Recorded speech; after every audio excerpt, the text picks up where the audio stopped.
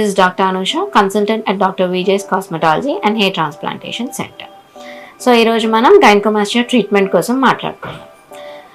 So జనరల్గా గైనకోమాస్టియాలోని 4 grades ఉంటాయండి. Grade 1, grade 2, grade 3 and grade 4.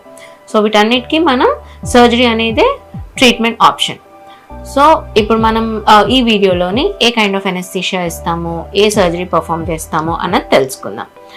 So grade 1 and grade 2 ఇందులో ఏంటంటే గ్లాండ్ కొంచెం చిన్నగానే ఉంటుంది కాబట్టి it is done under local ఎనస్థీషియాలో చేసుకోవచ్చు. డే కేర్ ప్రొసీజర్ అండి. అంటే మీరు మార్నింగ్ వస్తారు, సర్జరీ అయిపోయిన వెంటనే by evening you can go to your home అనమాట. నెక్స్ట్ గ్రేడ్ 3 అండ్ గ్రేడ్ 4 వచ్చేసి గ్లాండ్స్ కొంచెం ఎక్కువగా ఉంటాయి కాబట్టి మనం లోకల్ ఎనస్థీషియా ఇచ్చినా సరే కొంచెం పెయిన్ అనేది తెలుస్తూ ఉంటుంది కాబట్టి it is better to do it under general anaesthesia. So general anaesthesia ఇచ్చి మనం ప్రొసీజర్ అనేది చేసుకుంటాం. So what is the procedure? ఏం ప్రొసీజర్ చేసుకుంటాము అంటే గైనకోమాస్టియాకి liposuction plus gland extraction. Liposuction ఏంటి, గ్లాండ్ ఎక్స్ట్రాక్షన్ ఏంటి? జనరల్గా మనకి ఈ బ్రెస్ట్ టిష్యూలో ఏముంటుంది అంటే గ్లాండ్తో పాటు మనకి చుట్టూ ఫ్యాట్ అనేది కూడా ఉంటుంది. సో మనం ఈ గ్లాండే కాదు, ఈ ఫ్యాట్ ఏదైతే ఉందో దాన్ని కూడా రిమూవ్ చేయాల్సి వస్తుంది for a better shape of the chest.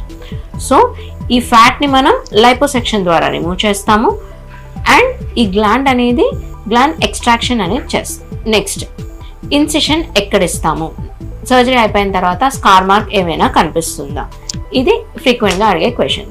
So liposuction అనేది చేయడానికి జస్ట్ ఒక చిన్న 1 సెంటీమీటర్ ఇన్సిషన్ ఇచ్చి మనం ఫ్యాట్ ఏదైతే ఉందో అది రిమూవ్ చేసేస్తామండి.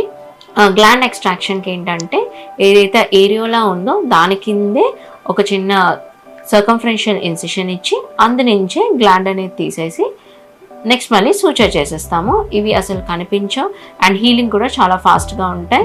సూచర్ చేసినట్టు కూడా అసలు తెలియదు. Thank you and do share this information.